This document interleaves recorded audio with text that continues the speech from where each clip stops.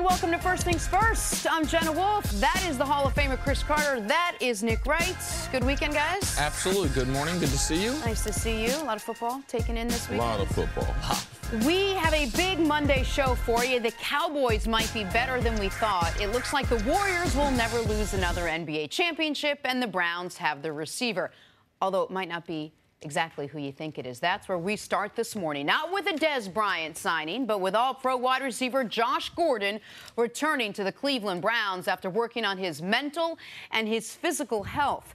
Browns head coach Hugh Jackson is hopeful that Gordon could be on the field as early as Week 1 when the Cleveland Browns take on the Pittsburgh Steelers. Gordon still has to pass additional steps in the league's substance abuse program before he sees any action. Chris Carter, what do you make of Josh Gordon's return to the Browns? Well, first, I'm very excited. Every day that he was gone from camp, I had concern over what not only his mental and his physical health, but also what his football future. I mean, he's to the point where any little slip up could finish his football career. So I knew it was a critical situation for him. I like the fact that he did reach out to the team and to the NFL to say he did need some help. I'm still concerned about that, but I do feel better that he is back with the team. We talked about maybe a little over a week ago, and Nick, I think you asked me the question, at this point in their career, Josh Gordon and Dez Bryant, who would you prefer to have? And I would prefer to have Josh Gordon because of the fact of his ability to be able to run. And then now, since they have Jarvis Landry, brought him over, and he's more the possession receiver, I definitely need someone like Josh Gordon. So I'm excited that the Browns have not given up on him. I'm excited that the NFL, that they might have intervened to be able to get some clarity on this case, because this is not the normal, a person inside the drug program taking away time before they go to training camp. I haven't seen this Josh scenario because it hadn't happened before. And that's something the NFL deserves credit for on this front, because the NFL, in my opinion, in years past had been far too black and white and far too authoritarian at times when it comes to street drug violations. Listen, you have this many failed tests, you miss 4 games. This many failed tests, you miss the season, and indefinitely suspended.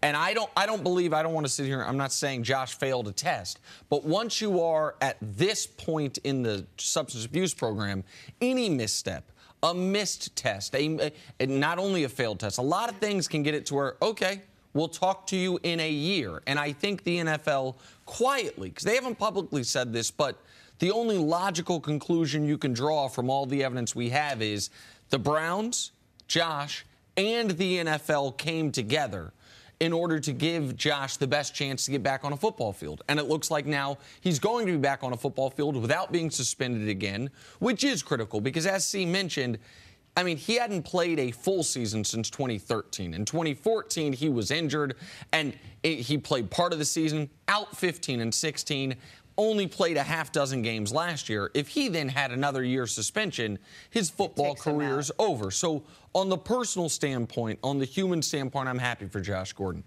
On the football standpoint, you now look at the Browns, just at the wide receiving core for a moment, and it's the basketball team you're always talking about. Njoku can be their center as the big tight end. Josh Gordon, I don't know if they know this, he's 6'3". He can be he's fast, but he's also a big guy. He can be their power forward. You mentioned Jarvis Landry is their possession guy. And then Antonio Callaway is an interesting slot option, kind of as a point guard, to continue the analogy. Like, you look at the Browns pass catchers, and every box is checked without having to add Dez Bryant, assuming that Josh Gordon continued, now that he's back, that he stays there. Josh Gordon missed a lot of time. So for people that haven't been following closely to where he was when he first came out and how he played, how good can Josh Gordon be? Because you answered very quickly that he's a better option for the Browns than Dez Bryant. Tell people why. Yeah, I still think he's a 1,000-yard receiver. He still has very unique size-speed combination. We've seen in the highlight of his the highlight season was 2013 season. He does stuff like that we hadn't seen a big guy do since Randy Moss. Now, he's bigger than Randy Moss from a size bulk standpoint, not necessarily as fast on the deep ball, but his route combination, his ability to be able to make the big play. I mean, he runs beautiful routes, catches the balls with his hands. I mean, he has, I would say, I haven't seen 10 wide receivers in the last 20 years have more talent than Josh Gordon. Not 10. No. Oh. Not 10. He had a stretch in 2013 where in a month, in 4 games of football, with keep in mind who's playing quarterback for the Browns, well, at any point in the last 30 years. But in 4 games, he had 770 receiving yards. In 4 games. He had, I think in that stretch, I think he had 5 touchdowns. By the way, that's the only reason that the Browns or any team would have been this patient. Like, every player that gets kicked out of the league wants to be reinstated, but even if they get reinstated, there's not usually many teams that are like, okay, you haven't played in 2 years. Like, we don't know if you're going to be able to stay clean. But his talent, he hadn't played a football game in a couple years, and last year's first game back, he had 85 yards.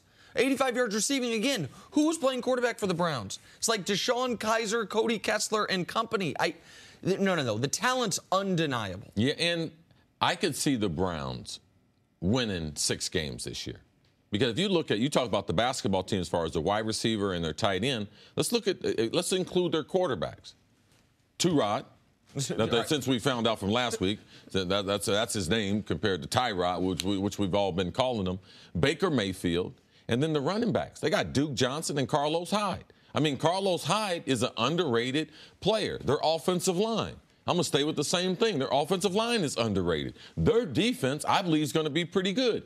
It's underrated. So I believe the Browns have improved as much as any team. Well, they've won 1 game in the last 2 years. But from a skilled standpoint, that's why I believe also that Tyrod will be the quarterback. Because when you have that many skilled guys, it's important to be able to get these guys the football, and that's why I believe he'll be able to hold off Baker because of the playmakers on the outside. Browns and Browns fans, they should be excited because this morning they woke up and they are a better football team that Josh is back with the club. And you can go, I'll go a step further on each position group. You mentioned Carlos Hyde and Duke Johnson.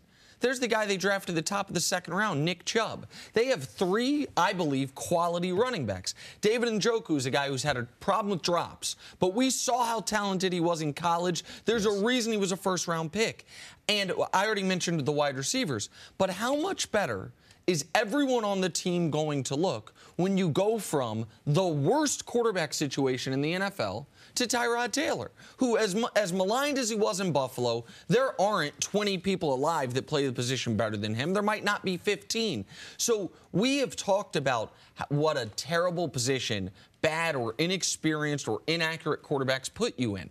How much better are these guys going to be when they know the quarterback more likely than not is going to put the ball where it needs to be, as opposed to Deshaun Kaiser, who wasn't ready, or whomever else they were running out there last year? I might have more questions about the defense than Chris does, but offensively, you look at the Browns and say, very good wide receiving group, quality running back room, high potential tight end, and stability at quarterback, at least until they go to the rookie Baker Mayfield. No, there's a lot of potential, but I do want to sort of close out the segment where we started with Josh Gordon. Does it concern you at all that during the preseason he had to take some time away to get himself back going again? That was during the preseason before the pressures and all of it and the limelight and everything kind of falls upon him here with the regular season right at the corner, especially if Hugh Jackson is saying there's a chance he could start week 1. No, I expect him to be out there week number 1, but all the guys that are in the drug program, I got a great deal of concern for. There's a reason why they've been there.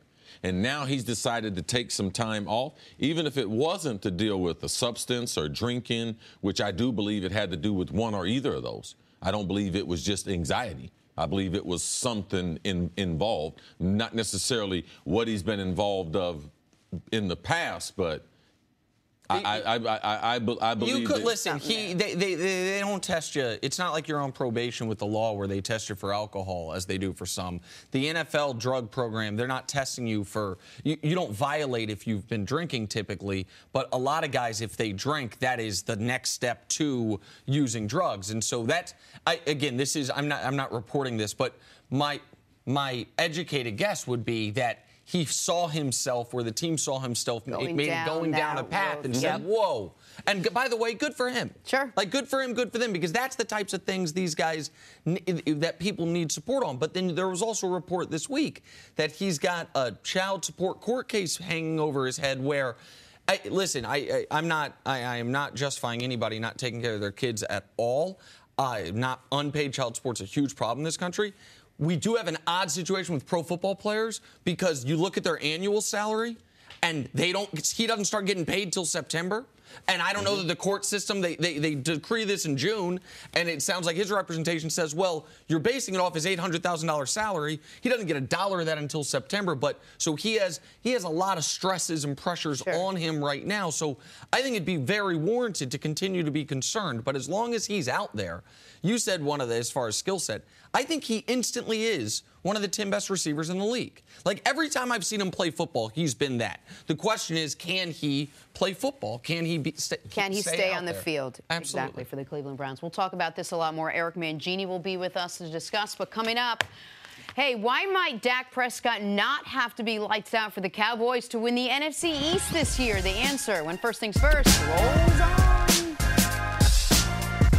All right, on to the Cowboys and Bengals, but really just Cowboys. Cowboys offense, Dak Prescott, 10 for 15, 86 yards and a touchdown in his 3 possessions Saturday. Cowboys defense shut out Cincinnati in the first half. The only dose of bad news, though, all-pro guard Zach Martin had to leave the game with a knee injury, but according to reports, he avoided significant damage, which is great to hear. Back to the defense, though. CeCe, how good does Dallas need their defense to be if they're going to compete this season? Let's put a number on it. I think in the top 10. And also, in doing that, I think if they can be in the top 10, they can be in the top 10 as far as turnovers. I believe that will help that offense. They're going to be able to run the football. And that we know because all the resource they spent on that offensive line. But I believe their defense is underrated. They've done a tremendous job as far as the draft. Very, very athletic, have the ability to be able to get after the quarterback. They're going to be getting David Irvin back after a 4-game suspension. So they have at least 4 quality pass rushers. I believe that their linebacking core, especially Jalen Smith, I believe he's a really special player playing next to Sean Lee. And their secondary with younger players, I believe, is an underrated secondary. So I believe they're going to have a good defense. I was shocked about their defense last year, and I believe that they're going to be able to build on that, especially with the running game. And that defense is probably only going to have to play 20 and 8.5 minutes a game. All right, so a bunch of stuff to build off there. One is Jalen Smith. If you're like, where do I know that name? He was going to be a top 5 pick. And do you know how good you have to be not a pass rusher necessarily, but an inside linebacker and to be a top 5 pick? That's what his profile was when he took the field in his final college football game, the Fiesta Bowl, I believe it was, for Notre Dame. He suffered a devastating injury that led to drop foot, which is still a situation I don't totally understand, but I know it was enough to where he fell from being a top 5 pick to a 2nd-round pick. Man, if you watched him this weekend, he looked fast again. Yeah, last year he played with a brace inside of his shoe that we hadn't seen a skilled player play with. We've seen some bigger players play with in the NFL. So his comeback was a tremendous story. Now he's removed the brace because he almost has 100% feeling in that knee and the foot, and you could see the elite speed and the reason why he was coveted coming out of college. So you've got he and Sean Lee in your linebacking core. I'm going to mention another guy, Taco Charlton, a guy they drafted in the 1st round last year that they expect more from this year. We know they franchise tagged DeMarcus Lawrence coming off a 14-sack season. Yes. David Irving, who, like you said, is going to miss a month. He had a 7 sacks last year. Tyrone Crawford had, I think, around half a dozen sacks last year, another defensive end. All of a sudden, you see their front 7, you say, all right, so as long as Sean Lee's healthy, that could be a really good front 7. And even when Sean Lee's not there, they could have enough people. C mentions the secondary. Everybody, I think, saw the unbelievable interception Chidobe Awuzie made this weekend. But I think they did something interesting. We sometimes hear about guys who aren't great athletes transitioning from corner to safety. The Cowboys did something the opposite with, I think, former first-round pick Byron Jones, or at least top 2-round pick Byron Jones. He was a safety. They're now transitioning him to corner. Yes. Because one of the reasons they can do that is he's such a great athlete. If you know his name, it's because he set like the world record, essentially, for the broad jump at the Combine. So you look at their defense, and you say, okay, that's a lot of homegrown talent. It's a lot of high draft picks. There are also guys on there like David Irving and Jalen Smith who, for different reasons, Irving drug-related, Randy Gregory's another one, by the way, yes, who drug-related where fell in the draft. Jalen, injury-related, fell in the draft, but they were highly ranked prospects if you remove the off-the-field either drug or injury issues. And you say there's a lot of talent on that defense, too. Is the defense good enough, though, that maybe you don't have to concern yourself so much with the one thing that we've been talking about the last couple of weeks, which is the lack of a receiving core that this team has? I mean, can that defense drive you that, plus maybe Dak and Zeke? Well, this is the thing we've seen in even NFL history and recent NFL history is that if you have a good defense, you don't necessarily need a shower all the time, Jenna. It's a little deodorant. You'll get there, okay. It's a deodorant that, because they eat up so much time, all right? If they can create turnovers, they can get those extra possessions for the offense. So we have seen great defensive teams before, that being Seattle before Doug Baldwin and all those guys emerged. They got upset with me because I didn't think that they were. Yeah, but in the process, they weren't a great wide receiving core. But the defense, the running game, Russell Wilson held everything together. Baltimore, for years, they didn't have a whole bunch of explosive players on the offensive end because they've been dominated by defense. So defensive-oriented teams, they can do stuff like that. They don't have to be as explosive. Look at New England, how they originally built their resume at the beginning of Tom Brady. Good defense, run the ball, don't turn the ball over. That's a recipe typically for winning a good 10 games. So if you say, okay, my receiving core is not going to be great, what else do I need? I wouldn't say a running game. I would say a great defense. And I don't think C believes that this defense is going to be that Ravens defense or even the Seahawks defense. That's to the extreme. But that Ravens team and that Seahawks team didn't have Zeke, and they didn't have this offensive line. Right. Like, this is one of the reasons why I think, and I understand why we have focused so much on the Cowboys receivers, because it's a big year for Dak. They used to have Dez. They used to have Witten. It's a big change. But when we're just going, like, group by group on the Cowboys, overall defense, this has either been a top 10 scoring or yardage defense each of the last 2 years. Like you said, it was surprisingly good last year. Overall defense, they feel to me like a B+. Running game, they're an A+. Offensive line, they're an A+. So the only part of the team that, to me, is a concern is the passing game. Now, that's an enormous part of the game in today's NFL, but that is something that you're unable to overcome if you've got a bad defense. You're unable to overcome it if you also don't have a running game. They check all the boxes except for that one. And one thing that they do have, and they get a lot like the L.A. Rams get with Wade Phillips, they get tremendous experience with Rod Marinelli and his ability to deal with a lot of different personalities. Because you talk about all those things, suspensions, different guys being in there. Rod Marinelli, man, he can coach up some football, and they like those projects. Rod Marinelli, and you got to give Jerry Jones credit because he doesn't give up on people. Jalen Smith spent that high draft pick on him, and all those guys. Randy Gregory missed a year. They wouldn't be on the field without Jerry Jones. And I personally know that how involved Jerry is in their day-to-day lives. All right, we got to take a break there. Coming up, which Panther's taking a lot of pressure off of Cam Newton? And next on First Things First. Because I'll never get there.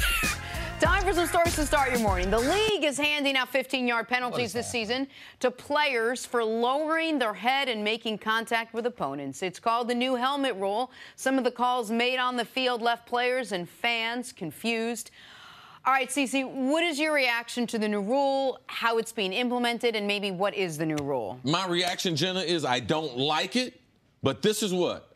I love football more than I hate this. And if I want to keep watching football, I'm going to have to adjust because this is the way we have to try to train football players to remove their head from the collisions. I know it's hard on the referees. I know it's hard to watch. I was upset this weekend. But if I want this game to stay as popular as it is, I better get used to guys tackling without their head being involved, Nick. Here's the reason that I'm not yet going to overreact to this. I think do you remember the year they changed the illegal contact rules in reaction to Seattle just mugging everybody? Yes. That preseason, that was called seemingly every 15 minutes. Illegal contact, illegal contact. Yes. And then in the regular season, they pared it back down. I've got to think in the preseason, they are calling this to the extreme, and we won't see it nearly as much in the regular season. But I do know for fans that don't watch the preseason, that just come back during the regular season, they're going to be like, wait, that hit right there is a foul on the defense? It's going to be confusing. All right, moving on. Adrian Peterson isn't ready to hang up his cleats just yet. The 7-time Pro Bowler is meeting with Washington today in hopes of extending his career to a 12th season. Peterson had just 529 yards on less than 3.5 yards per carry last season with the Saints and Cardinals. CC, can AP still contribute in the NFL? It's going to be difficult. It's going to be difficult because his running style, first and second down runner, you know that you're not going to throw the ball out of the backfield. We only see a few runners like this that are limited. Leonard Fournette, he's a guy in Jacksonville right now. Adrian's had a great career. But as we saw last year, you asked me this question last year, I was like, yeah, Jenna, he's got football left. And Nick looked right at me and said, no. And then James Harrison So you guys made me look bad because making Nick look like he's smarter than me on the football. So I'm with Nick right on this one. Yeah, listen, the only reason you would bring Adrian Peterson in, aside from the fact that it's a Daniel Snyder type of thing, like, a guy who used to be great, we'd love to have him in Washington, is if you remember what Alvin Kamara told us about Peterson being a good, believe it or not, mentor in the locker room for the younger running backs. If you want him in that regard, and I know they lost Darius Geis, so you feel like there's a need, but yeah. I mean, I think if he plays, I'd set the over-under total rushing yards from like 200. He's a first ballot Hall of Famer to me, but he doesn't have anything left at this point, I think it's fair to say. All right, finally, some bad news for Tom Brady and the Patriots. Rookie offensive lineman Isaiah Wynn will miss the entire season with a torn Achilles. The first-round pick out of Georgia was supposed to help fill the void left by left tackle Nate Solder's departure. Best laid plans.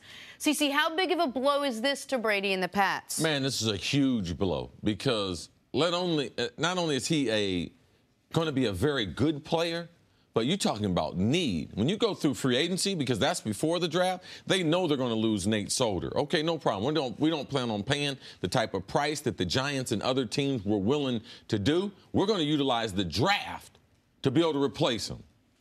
Now he's gone.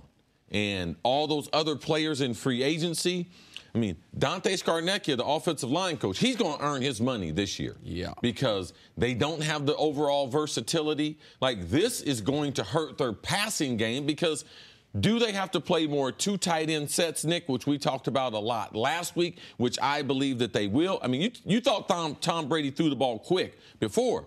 I mean, this year he is trying to get that ball out of his hand in 2.1 seconds. Like, because with this offensive line and not knowing who's going to be in front of him? Now, who's going to play right tackle? We didn't know who was going to play left tackle. This is going to be a problem for New England. And if you look at it from 30,000 feet, they lost their number one receiver, Brandon Cooks, for nothing this year because they traded Cooks away for the pick that became Isaiah Wynn. Now, they hope long-term they will get those. Right. But for the 2018 season, you have outgoing your number one receiver, Brandon Cooks, and incoming, nothing. You also remember, they lost their swing tackle, Cam Fleming. He went to Dallas. Nate Solder, we know, signed with the Giants. So right now, their starting right tackle's Marcus Cannon, who I actually think is a fine player, and their left tackle's Trent Brown. How'd they get Trent Brown? Well, they traded down 50 spots in the third, fourth round with San Francisco. This is what Trent Brown was worth to San Francisco. The Patriots traded away the 95th pick, and San Francisco gave away Trent Brown and the 143rd pick. So it's not the 95th pick for him. It's 50 spots in the draft. Right. That's their starting left tackle right now. It ain't great, as one would say, and of all the rookie first-round picks that you thought were going to make an impact this year, he's the most notable one to come to mind of any team to be lost for the season already. And we went into the draft saying we thought the Pats were definitely going to get a tackle, and we thought they were definitely going to get a backup quarterback. They punted on the backup quarterback, fine, as long as Brady's healthy. And now, effectively, they punted on the tackle with their highest pick. Like, this wasn't the 31st pick, wasn't second-round pick, 23rd pick. The highest the Patriots been drafted in the first round in a very long time. They took this guy, and now he doesn't get to play. Dante Scarnecchia is the name because we hear Coach Mangini, who's going to be out here later, speak glowingly about him. The offensive line coaches never get love. But he's got a lot of work to do now because you have one less guy to deal with, and now, do we think they're not going to have another offensive line injury all year? Do we think there's going to be no one else on the, like, what's the margin of error? Your swing tackle leaves, your starting left tackle leaves, your draft pick's injured. It's a tough situation. And they got no dominant running game, and they got no wide receiver outside that can put pressure on you. For me, if I'm playing New England, if I play him early, I'm going after Tom Brady. He's going to have to throw the ball outside, and them wide receivers are going to have to beat me because I am blitzing him. I am putting all the pressure on that offensive line to be able to make a bunch of adjustments. And when you say going after him early, keep in mind, early, that first month of the season, he doesn't even have Edelman. Yes. So, like, you need Gronk in that first month to be an even more valuable receiving threat. He might have to stick in and block along with Dwayne Allen. Like, again, the sky's never falling in New England. I've learned that the hard way. But injuries matter, and talent matters, and who's outgoing and who's incoming matters. All that being said, Patriots are still 13-3. I mean, of course. there we go. It was a good but also not great night for Cam Newton. Friday against the Dolphins. Way to use your big words, Jenna. 9 for 12, 89 yards, 1 touchdown, 1 interception. Panthers did get a boost from Christian McCaffrey, who ripped off a 92 yards on 5 carries, including a 71-yard touchdown run. Cam said afterwards, I know I left plays out there. I have to be better, and I have to take full responsibility and accountability for that. All right, CeCe, what should we expect from Cam Newton and the Panthers' offense this season? I expect their offense to be explosive. We saw in the running game there, they've run the ball well with Carolina football since they were an expansion franchise. That's one thing. They play good defense, and they run the football. But they've added Norv Turner. So you have to realize that Cam has been very comfortable with Mike Shula as the offensive coordinator. And now having a new voice in his ear, a new philosophy, they're working on trying to change some things from Cam. So, I mean, I wouldn't be surprised at all to see some type of growing pains. I believe that this wide receiving core probably is as explosive and has more diversification from a talent standpoint, tight end to wide receiver to running back, than any roster Cam's been on. So I expect this to be one of Cam's best seasons. But this is also a guy that has been MVP. So when you've been MVP, like, I expect him to play at that level. I think Cam is going to win another MVP throughout his career. Wow. Yes, I believe he has that type of talent. I like the talent around him. Curtis Samuel, he becomes very, very important in his second year after a disappointing rookie season. And I'm very excited with the first pick in the draft, DJ Moore. He looks like he's going to have a good NFL career, and I believe he's going to help Cam in this new adjustment to a Norv Turner type offense. One of the reasons that I get so frustrated at times when people just look at Cam's raw passing numbers is because it disregards how big of an impact he has on the running game. Because I agree with Chris that the Panthers are going to potentially be a very dangerous running team. But their running back core is Christian McCaffrey, who is not a guy you look at all as an every down back, the 71-yard run notwithstanding, and C.J. Anderson, who Denver let go for nothing. And Cam Newton. And Cam Newton. Yes. Cam's the only quarterback in the league that if you said your running backs are Christian McCaffrey and C.J. Anderson, you're going to have a great running game, that you would believe it. And while I also think DJ Moore is a very good addition, and I liked that pick, the Panthers, they're kind of the bizarro Cowboys as far as their success rate on first-round picks over the last few years. Like, first and second-round picks, they've spent premium picks on Kelvin Benjamin, Coney Ely, first, second-round picks. They're both on different teams now. Shaq Thompson, he's a good player, but then Devin Funchess in the second round, okay. Like, probably not the production you would like. 2 years ago, Vernon Butler was the first-round pick. I had to look up, has he been injured? What's his story? And then the corner Bradbury, who's been a good player for him. And then McCaffrey, who I think is a quality player, but nowhere near the quality you expected to get at the 8th overall pick. Like, the Panthers keep spending picks trying to get weapons for Cam, and they seem to be picking the wrong players. Yeah, I think when Norv Turner is hired, people will talk about, well, what kind of impact will he have on Cam? I believe Christian McCaffrey, he'll have as big an impact because Norv loves to run the football and is very creative in the running game. How effective, as we could see in the preseason game against Miami, last year, Christian McCaffrey didn't have more than 66 yards rushing in a game. I mean, let alone a big run like this. So you can already see the effect of Norv Turner, and I believe that McCaffrey will benefit and Cam Newton will benefit. What do you want to see Cam do differently this year besides his press conferences that he wasn't doing last year? The same thing everyone asks for Cam is to be more accurate with the football, to not throw off your back foot as often. Is that something you can come out and say, this year I'm going to be more accurate? Well, I mean, you can't just make the decision. You have to put in the work in the offseason on your fundamentals, on your footwork, on the things that Cam has not done consistently throughout his career. The thing is this with Cam, and we grade, there's a bit of a Dwight Howard grade with Cam Newton, which is we grade you on a curve based on what your physical abilities say you should be able to do. Cam overall has been a really good player in this league, but we look at the fact that, well, physically, you should be the most dominant quarterback in the league. Like, you can throw the ball 60 yards in the air, you run a 4.4, you're big and strong, like all those things.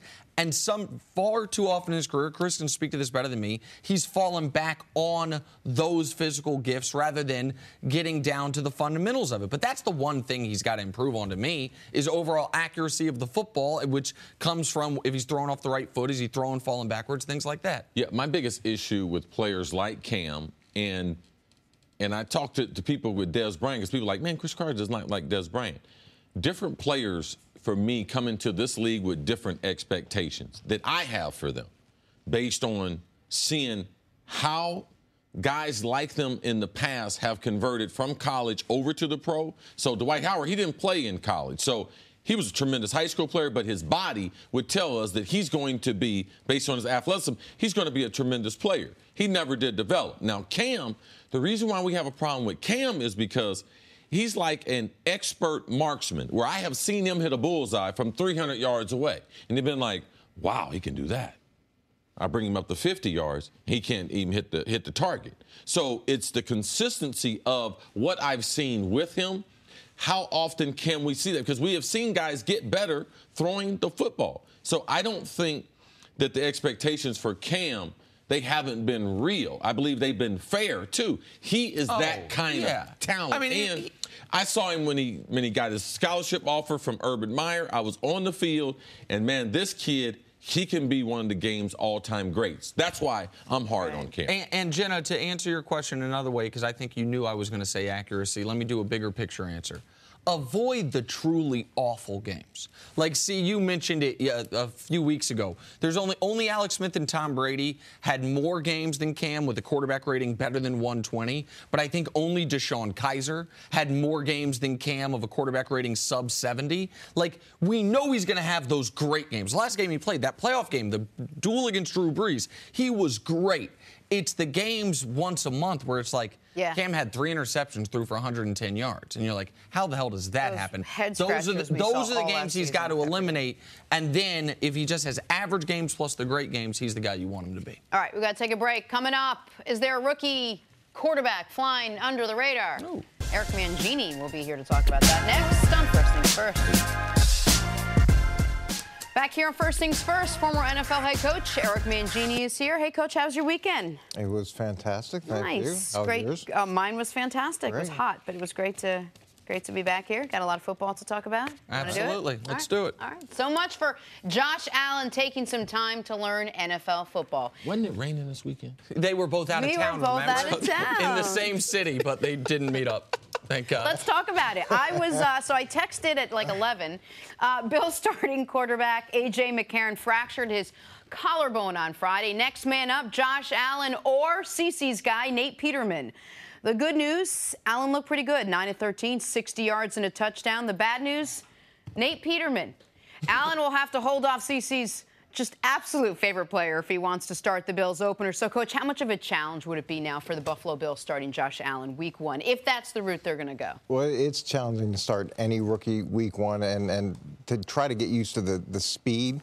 So they're going through this process now with the preseason games where that's one level up from practice. But when you actually get into those games, it's a totally different speed. And the first game of the season, to me, is one of the hardest because you don't know what you're going to get from your opponent. They've had all off season to try new things. They haven't showed in the preseason. So you're putting a rookie in there who's seeing a variety of coverages, but it's not only the coverages that you have prepared him for, but it's other things. It's new blitzes, so that there's volumes of stuff that goes into that first game. Brian Daboll, who's the offensive coordinator, I've known for years. He was my offensive coordinator in Cleveland. We worked together in New England. I think he's very good. I think he's going to have him extremely well prepared, and he's going to put him in a position to be as successful as possible. So to me, that gives him the best chance to have a quick start. Josh Rosen actually had some really interesting quotes that I think can be applicable here this morning. Peter King's new, his version, what used to be Monday Morning Quarterback, but he's now with different network, and he wrote a column today where he talked to Josh Rosen. And Rosen talked about how in college he got to the line. He'd say, is this cover 2? I think it's cover 2. They'd snap the ball. He'd be like, oh, it's cover 3? Make the throw. And then he talked about how drastically different it is now, even in just preseason games. He's like, I get to the line. I have to make checks. I have to potentially audible. They're showing me one defense, and then all of a sudden I realize they're showing me that because they want me to think when it's that. He explains it how it is. It's not quite going from English to Mandarin, but it's close, like in how different that is. And Josh Rosen went to big-time school, playing big-time programs with big-time, $1 million a year defensive coordinators at other Pac-12 schools. This is where Josh Allen's at a serious deficit. Even if you believe in the talent, even if you believe of all the quarterbacks he has the highest potential, he's also the one I think most everyone agreed was the least ready to start right now. The guy who struggled the most against any type of competition while in college. The guy who relied the most on athleticism and arm talent rather than schematic advantage at college. And now all of a sudden he could be the first quarterback of this class to start? Like, none of that sounds good to me. None of that sounds fair is not a word in the NFL, but fair for what his long-term success is that, okay, you were the least prepared, you were the rawest, you were the biggest project. Go start week 1 of the season. But your other option is a guy who struggled last year, having seen defenses, having practiced and played, and knowing the Buffalo Bills. I think the biggest problem is his overall arm strength, because when you watch the highlights and you watch him throw the football, you're like, wow, this kid can be special. But, Nick, you mentioned all the things that young quarterbacks struggle with. Now, I'm going to point out something. He does have a big, big arm. You talked about all the play recognition, the defense recognition. I want to look right over Nick's shoulder. You see that? You see that windup that Josh has? You see how far that ball is away from his ear? It takes a long time to be able to do that. So even if he doesn't know what the coverage is. And once he does know, okay, I'm going to throw to this guy, man, he's got that big windup that you're going to see. And it gives DBs, it gives defensive coordinators an opportunity to be able to pounce on wherever that ball is going to go. So, man, Brian Daboll, he's got his work cut out for him because the organization, they love this kid. I talked to the head coach, and Sean McDermott. He loves him. I talked to the quarterback coach. They love him, and they think that he's going to be very, very good. But that big windup and recognizing where that ball is going to go, that is going to be a problem for at least the first part of his rookie year, Coach. And one of the things that I've always liked about Brian as a coordinator and as a coach is he would spend a lot of time trying to figure out what you do well and making sure that that game plan represents what gives you the best chance to be successful. And he understands what it's like to have a rookie quarterback. He understands the learning that goes into that. So I trust that he'll put him in a position to be as successful as it can. Now, the other edge that Brian has is he started on defense. So he understands coverages. He understands how to teach coverages. And I think that's going to help Josh. There's a lot of offensive coaches that have only coached offense. So even though they understand coverages to a degree, it's different. So I like that aspect, too. He also, listen, Josh Allen is going to be a long-term. It's not going to be fair to judge him based on week one, probably not even fair to judge him based on year one. But he is something of a Rorschach test for how you're going to judge football players coming out of college. Because all the analytics said, this guy's not worth a top 100 pick, much less a top 10 pick. And I don't want to say all, but the vast majority of just eye test for size, weight, arm strength. Like, okay, this guy could be a franchise quarterback. My concern is, and it's not fair to just do apples to apples like this, I know another guy that went to a small school that was overdrafted in my eyes in the first round because of his size, arm strength, things like that. His name is Paxton Lynch. And in a couple weeks, he's probably about to get cut because he had all the tangibles, all the tangibles as far as measurables, metrics, but you looked at his production in college, said he wasn't that accurate. He wasn't that good. Like, if he's that good, why wasn't he better? And those guys, there's not a long list of those guys that were inaccurate, unproductive in college that turned it on in the pros. Nick, I disagree with you as far as this being a test on the big, strong quarterback. Man, since I've been associated with the league, and that's a long time, over 30 years, they're going to draft a guy. If the guy can hum it, if he can throw it, if he's got arm talent, the NFL is going to draft him. Look at Blake Bortles. He came from UCF. A little smaller as far as competition. Big, strong guy at the combine. He passed the test. What's the difference between Josh Allen and Blake Bortles? But I guess that's kind of my point. Is like Blake Bortles has been a disaster. They're always going to be drafted. I wouldn't say he's been a disaster. Oh, he's been a disappointment. Because there have been guys who couldn't play at all. Sure. And what analytics are you talking about? Because if there were any analytics that could accurately predict the success of a quarterback, whoever produced that would be a billionaire because everybody would want it. So we can say analytics. You've got to draft traits. You've got to draft with the idea of, okay, he went to that school, so he's probably not as developed as those other quarterbacks are. Yes. So his ceiling is higher. Sometimes you get these quarterbacks from big colleges. They've got a huge advantage, but they don't have much growth because they've already had a high level of coaching. And I'm not acting like these are my analytics, that I created the algorithms or the formulas. But what I will tell you is I have not seen anyone that's been able to produce something that will say this guy will hit. But they have shown relatively well over history being able to put in what your college production was at this position and say whether you won't hit. Like, does that make sense? As far as no, I'd love to see that. Okay, well, so I can the putting in what your accuracy numbers were, what your numbers were against your best competition. It does not let you know this guy's going to make it, but it can cross a few guys off the list. Hackenberg's one of those guys. He was one. Now we don't know yet with him, but one of the reasons that there was a big split on this player was because all those numbers tests said there's never been a successful NFL quarterback with this college resume. Now there's always a first, but there's never been one with this college resume, and now he might have to start week one. Well, why not? Why not sit him and let him just watch a little bit? Why throw him right in? Because we saw Peterman. Because he was calling Peterman had a decent preseason. He can still play quarterback. I mean, he's probably a little more experienced than Josh Allen has. The only thing that stopped Peterman from throwing 6 interceptions was they pulled him out the game. I get that. But look, we've all had a bad day. He had a little bit worse day than some do, but that doesn't mean you can't grow. So look, it was bad. Yeah. It was bad. It's you hard, have the potential to grow. It's hard to do number 2 on yourself and smell good. Okay. Well, I mean, Cleveland went 0-16, and they've got the same crew in there. They're hoping for growth. Jackson so it's still has a job. No, like they sent that diaper off to Green Bay and Deshaun Kaiser. That's what happens. All right, baby powder won't cure that. Coach, stick around. Coming up, why might Dak not have to be lights out for the Cowboys to win the NFC East? That answer, first things first. Return. How did the Cowboys do this weekend? Well, it depends on who you ask. Dak Prescott won a respectable 10 for 15 with 86 yards and a touchdown in his 3 possessions. Their defense was on point, shutting out the Bengals in the first half. Bit of bad news for the boys, though. All-pro guard Zach Martin forced to leave with a knee injury. But according to reports, he did avoid significant damage. All right, Coach, let's focus on the defense first. How good do the Cowboys need their defense to be if they're going to compete this year?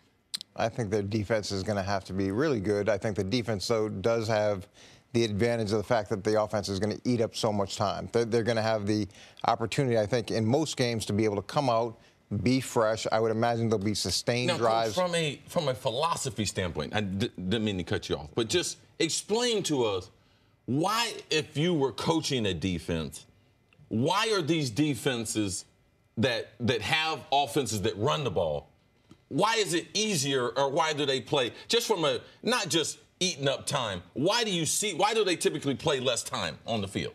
Well, whenever you have a complementary system and you can offensively, you can chew up time, you can give the defense a chance to go to the sidelines, sit down with the coaches, go through the adjustments, go through the pictures.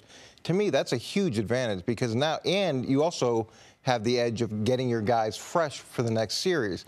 It's really difficult when you're in a run and shoot offense or with a coordinator or head coach who wants to just keep pushing the ball, and then it's 3 and out, your defense is back out. Like any group, it wears down. And in the later in the game, it becomes a real problem. We saw, listen, one of the reasons New Orleans had really bad defense for a long time is there's a lot of reasons. Just coaching, talent, overall players. But another one of the reasons was, as great as he is, Drew Brees and the offense, if you're going to throw the ball as often as the Saints had basically every year until last year, there's going to be a lot of instances where by the time they've sat down on the bench, it's 3rd and 10 and there's another incompletion, they're back out there, right? Like, because of that philosophy. It is not a coincidence that last year, the year that New Orleans had more of a dedicated running attack with Ingram and Kamara, that was also the year, that Saints defense isn't so bad. Now, part of that was the defensive rookie of the year out of Ohio State, Marshawn Lattimore. Mm-hmm. And part of it was talent, but also it was they didn't have to defend as much. Like, that's the biggest thing the Cowboys have going for them, or had going for them defensively, I would argue, in the past. And now what they have, I think, is some legitimate front seven talent. Because DeMarcus Lawrence, they believe in him at 14 sacks last year. They franchise tag him. They spent a first-round pick on Taco Charlton a year ago. They expect more from him. He had a good flash play this preseason game. Randy Gregory, they were without him for a year. He'll be back. Mm-hmm. David Irving, he's going to miss the first month of the season, but he'll be there. Jalen Smith, who was a top 5 talent, suffered a devastating knee injury that turned into a foot injury. He looked as close to the Notre Dame Jalen Smith that I'd seen this past weekend. So all of a sudden there's talent plus the benefit of only playing those 28 minutes. I think the one thing Coach is saying is very, very important is that this organization, that the veteran offense and defensive coordinators, that they are married to each other. That when they're putting in game plans and when they're trying to execute with inside the game, that they understand who's on the other side. So Marinelli, when he's sitting over there and he's looking at the Polaroids and they're looking at the computers and they're trying to make adjustments, they realize that, man, I need this defense. And Scott Lanahan, I need them to stay I need this offense to stay on the field. I need them to be able to grind it out. The best teams that I ever played on, our biggest problem, when Brian Billick used to say this, was he's tell defense coordinator, I don't know when we're going to score. In 1998, it would be like, I don't know, how long's the drive going to be? Like, when is Moss going to just act up? Might be 3 plays, might be 8 plays. But typically, when you can't predict, it's not an advantage to that defense that, wow, yeah, they are a quick strike team, or yeah, they're in a good offensive team, but is it married to the defense? And in Dallas, Jenna, they do have that. In Scott Lanahan, he will be married to that defense with Marinelli. So this organization, as they go forward and try to win games, they have to be able to do it together. This is interesting, too. This is another team that overhauled the coaching staff. So they kept the coordinators in place, but Eberflus, he's now in Indianapolis. He's their defensive coordinator. I think they moved on from the D-line coach to DB coach. So there's going to be some learning from that group to try to get to a cohesive package. And then how does the scheme change? What's the evolution of this defense from Marinelli's standpoint? Typically, it's been a cover 2 with a little bit of zone blitz mixed in, and every now and then there's some man-to-man. Is it going to evolve, or are they just going to stay with that core and keep trying to push that forward? So the one thing we've talked about all preseason is that they're only really lacking in one area, the Dallas Cowboys, and that's the receiving core. Is the defense good enough that they may not have to worry so much about that receiving core? I mean, is it good enough to no? No. Well, I mean, we got to see how well the secondary plays, and I'm not totally sold on the secondary at this point. Now, a secondary is helped substantially by good pass rush, but their ability to just line up and play man-to-man coverage if they have to is going to be interesting to see. And then, look, Sean Lee, when he's out, they're not very good. When he's in, they're pretty good. He he needs to stay healthy because he makes that go. Yeah, I think also Jalen Smith playing better, so if they would lose a Sean Lee, they could slide Jalen over, and he could be that linebacker that could play 3 downs for them. No, I from a skill perspective, I just wonder where Jalen is from a leadership perspective. I think. Oh yeah. I think Sean gives a lot of leadership, and he gets everybody lined up. Which, when he's out of the lineup, you see the communication goes down dramatically and the production goes down dramatically. I have a question for you. At this late stage, we know Dez is not on a team. If you're Dallas, would you take Dez for like the minimum, above the minimum? No. I think once they got divorced, and I think they need to stay divorced, and everybody needs to go and find a new partner, I don't think they can go back at this point. But every once in a while, you like to drive back over there because you kind of know the temperature of the cookies. Yeah, but Like We're good. So anyway, all right. We'll see you a little bit later in the show just to talk cookies and other baking situations. Speaking of, think about it, Coach. The Food Network. What? The Food Network. Speaking of Des Bryant, did he blow his chance with the Browns? That's next on First Things First. Moving on, why are we laughing? Moving on to Des Bryant. When we left here on Friday, it seemed like just a matter of time before Des was officially a Cleveland Brown. But then Saturday and Sunday happened, and now not so much. Head coach Hugh Jackson says Josh Gordon's return wouldn't rule out signing Des, but it's being reported that Des is no longer a priority for the team. So, CC, are you surprised the Browns aren't making Des a priority now that they have Josh back? No, I'm not surprised. I mean, it's the way this league is, man. It's just amazing if you make the wrong decision, or if you just tell a team, hey, you know something, I just want to think about it. Now, I don't know how much intel Dez had of Josh's situation. When I was going to Cleveland, that would have been one of the main things besides what kind of offense y'all running, how y'all trying to utilize me. Man, what's the deal with Josh Gordon? And one of the reasons isn't just, it's a wide receiver. What position does Josh Gordon play?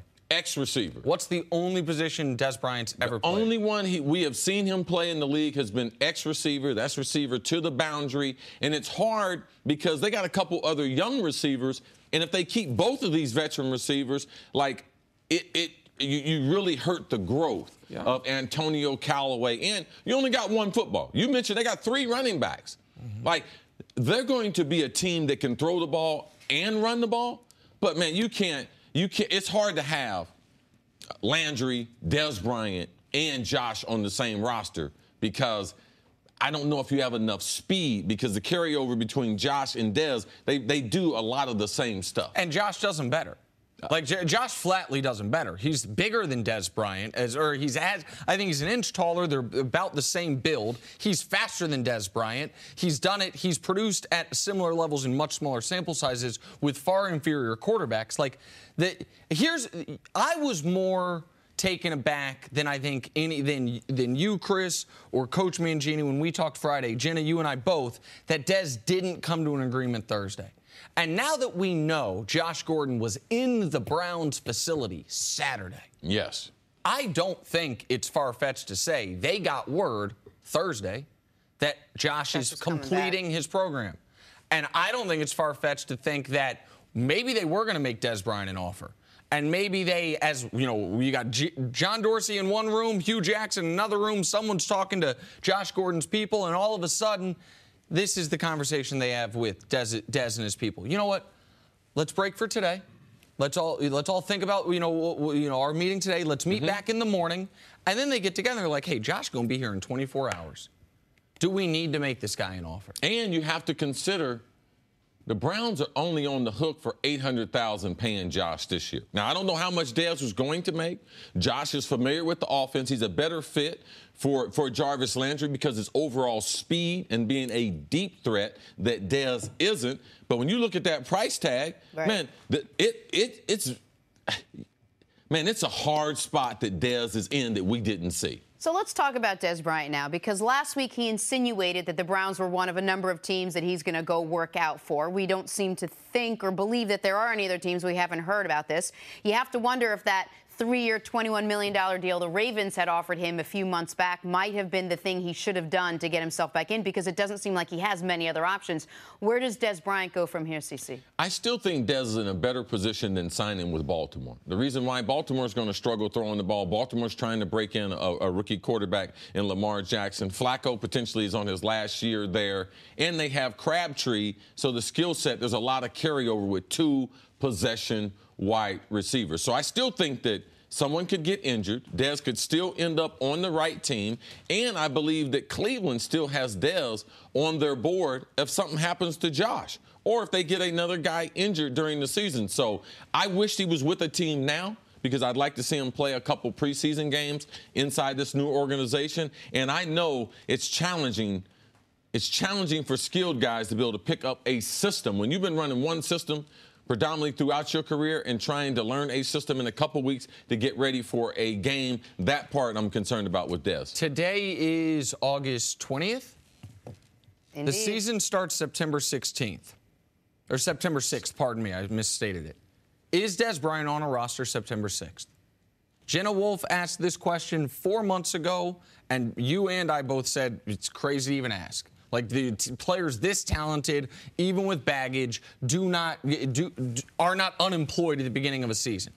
I now think it is more likely than not that this is the first time I believe this. I'd have lost this bet to you a week ago. I now think it's more likely than not that when the NFL season kicks off, Eagles, Falcons, September 6th, that Dez Bryant's still a free agent. And that is shocking to me, but we're running out of days, and he's running out of teams. Yeah, no, I mean, I told you guys long before, don't worry about it. We're going through free agency. Don't be concerned. But Dez Bryant has to be concerned. And if you even go back to some of the intel stuff that you didn't like, Nick, I'm sure other teams, when they're looking back at it, Coach Mangini didn't like it. The Browns general manager said he tried to call him. He said he couldn't get a return phone call. So, wow, what kind of guy doesn't have a job and doesn't return Dorsey's phone call? So other teams, they have that intel also. And to me, it's just not good for Dez this late and to not be on a team. Thank you for listening to the First Things First podcast. Remember, leave us a review and tell us what you think. Subscribe to the podcast on Apple Podcasts and catch us on FS1 Monday through Friday, 6:30 a.m. Eastern. For Chris Carter and Nick Wright, I'm Jenna Wolf. So long, everybody.